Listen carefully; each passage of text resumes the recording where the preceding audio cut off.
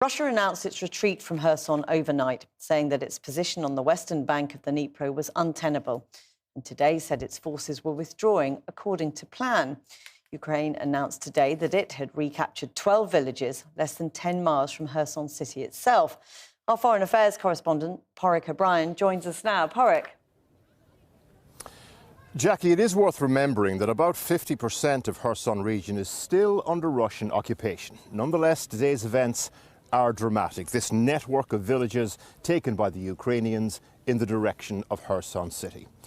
The Ukrainians are moving at pace here, but the Russians are not leaving Kherson city out of the goodness of their hearts. They're leaving it because they were beaten in that city, and here's how. Over the last weeks and months, the Ukrainians have been targeting their supply lines. They've been cutting the logistic legs from under their operation, thus the retreat.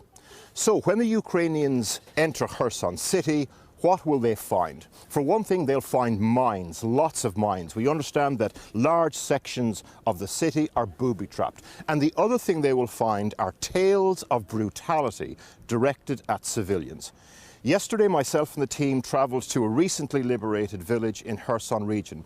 And every time we go to these villages, we are struck by the number of people in these tiny villages that have experienced this sort of brutality. So if that's what we are seeing, imagine that, but instead of a tiny village on a citywide scale. The Russians gave the order to retreat. Advancing Ukrainian soldiers given permission to post progress online. A flood of videos on social media today. Troops filming themselves retaking village after village in all directions around Kherson city.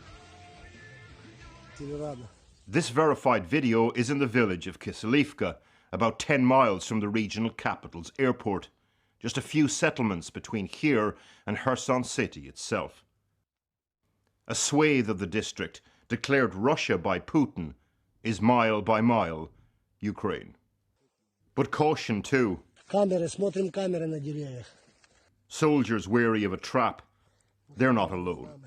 A senior advisor to Zelensky today accused the retreating Russian army of planning to shell Kherson city to ruins, placing mines in apartments and sewers. He said they wanted to turn it into, quote, a city of death. But the jubilation is real for both servicemen and the civilians who've come out to welcome them. The first sign of the return of Ukrainian control to a region Russia illegally annexed just weeks ago. The soldiers are the first wave. Then weeks down the road, the rear guard. The return of Ukrainian state services. To the sounds of shelling nearby, we're travelling with the Ukrainian Postal Service, en route to a village called Novo Nikolaivka in Kherson region. The van in front has precious cargo, the pensions of elderly residents. This is a postal run like no other. As we're driving through some of the villages, we've heard and seen incoming, coming from Russian positions in that direction to Ukrainian territory here. The village was liberated just weeks ago. Today, people will receive their pensions for the first time in 8 months. Всі документи повинні бути, паспорта, коди всіх, на кого ви будете отримувати кошти. The average pension here is the equivalent to about £20 a week. The people in the crowd have not even had that since February. In the capital, Kherson city, it's the same, except with no payment day in sight. But to really get a sense of the trauma caused by Russian occupation here, your best bet, join the queue for a couple of hours. Не переживайте, вас не пропустять. Да. Yulia Burke is the acting mayor of the village. Stayed when others did not. Ми всі тут разом працюємо над тим, щоб краще жило наше село, щоб село наше піднімалося з колін. Та я там знаю. Виконую обов'язки старости. What happened to the last mayor? А що случилося з попереднім? Він евакуювався. The last mayor left. She stayed. People like Yulia are coy about their wartime heroism. So the people around her again take over the interview. Я надіюся, що я Юлія Івановна чесно і добросовісно з нами прожила всю війну. What did you say? Юлія Івановна, вона живе коло нас по сусідству, вона прожила з нами всю війну. Ми з нею пройшли все, деякі питання вона все вирішувала, всі йшли до неї. Оформляла допомоги? Допомоги оформляла в воєнний час, вона все абсолютно брала на свої плечі. Так, це дійсно так. Це так. Were you about to say something as well, madam?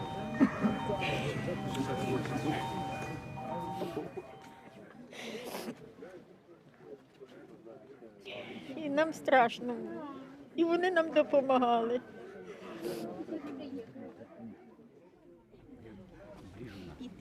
Was it scary for you also? Для вас теж страшно було? Звичайно. Було страшно, бо її били. Ручки били. Били їх взагалі. Нічого. It turns out that Yulia and her husband were badly beaten with the butt of a gun for not cooperating with the Russians. Ну, вони били мого чоловіка, я хотіла захистити, вони били мене. Били як? Ну, а я не знаю, ногами, автоматами, що? Ну, мене прикладами били, чоловіка всім підряд били.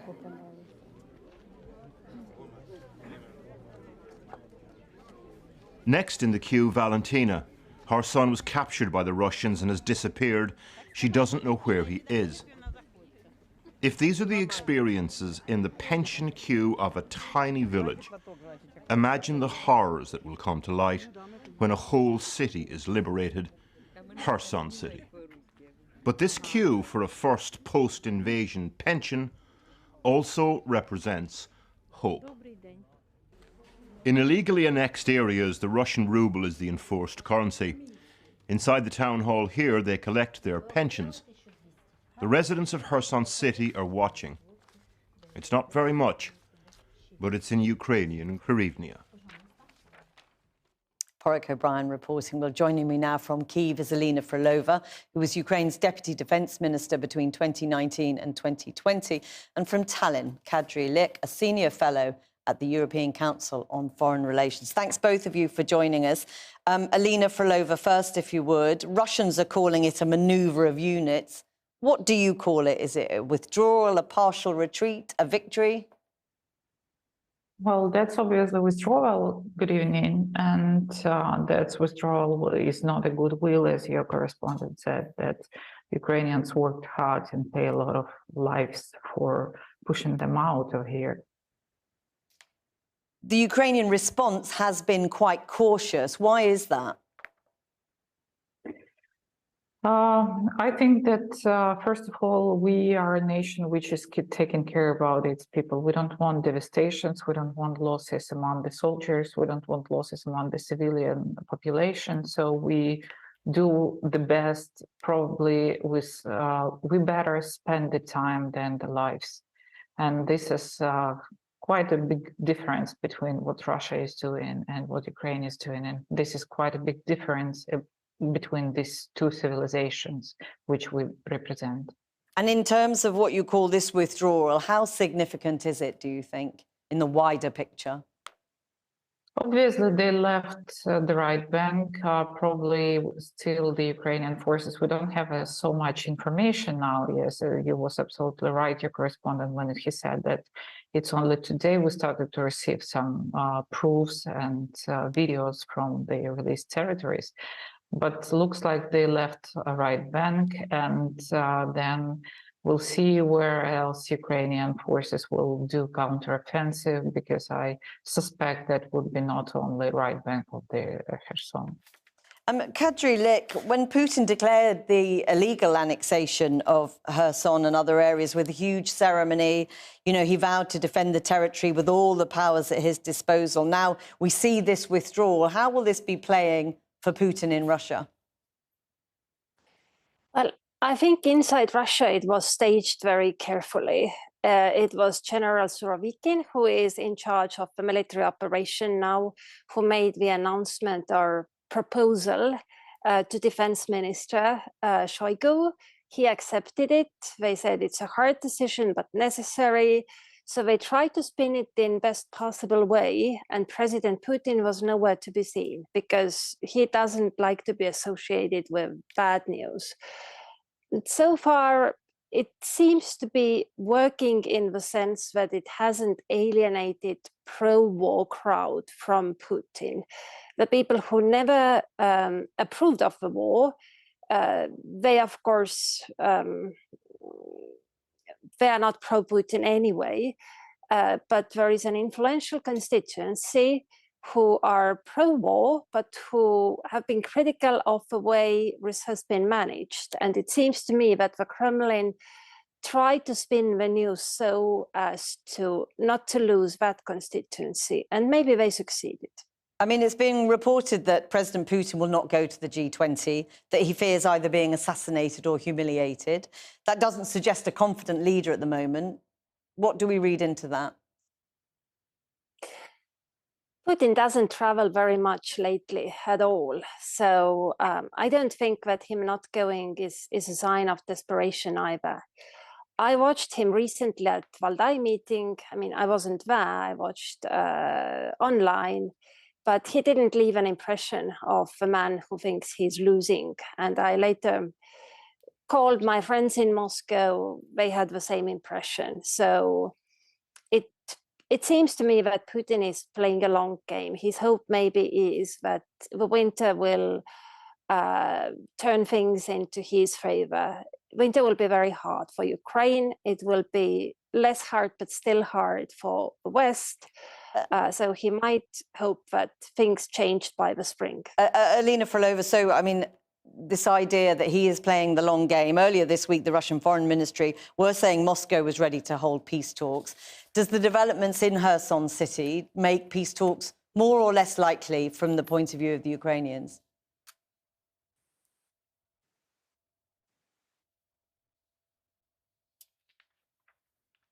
Well, what is your assessment? I'm afraid for Alina seems to have frozen briefly. Kadri Lik, I mean, what's your assessment of whether these peace talks are more or less likely because of what's actually happened in Kherson? I don't think they are likely because I don't think Ukraine is ready to talk under the terms that Putin would offer right now.